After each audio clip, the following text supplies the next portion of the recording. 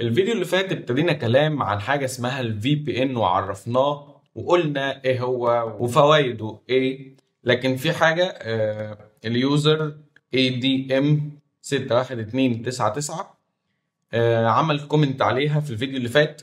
قال ان في بي ان معناها Virtual Private Network مش بروتوكول.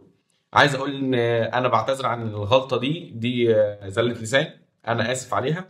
وشكرا جدا لليوزر ده، انا مش عارف هو اسمه ادم ولا ده اختصار يعني، بس شكرا جدا ليك ان انت لفتت نظري. تعال نكمل. والفي بي ان هو بيتقسم لانواع، في منه المجاني، والمجاني هو في معظم الحالات بيكون مش امن، ما بيشفرش بياناتك، ممكن يغير موقعك بس بالنسبه للشبكه اللي انت متوصل عليها، لكن كتشفير بيانات والحوارات اللي احنا اتكلمنا عليها في الفيديو اللي فات لا مش بيعملها. طب علشان يعملها انت محتاج تدفع فلوس في في بي ان بيكون مدفوع ومصدر موثوق، او الحل الثالث ان انت تعمل الفي بي ان ده بنفسك.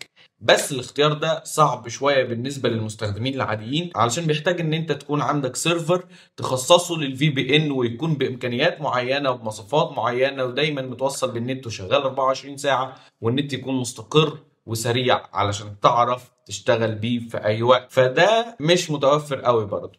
الحل ايه؟ الحل ان انت ممكن تستخدم براوزر تور اللي اتكلمنا عنه في فيديوهات قبل كده. بس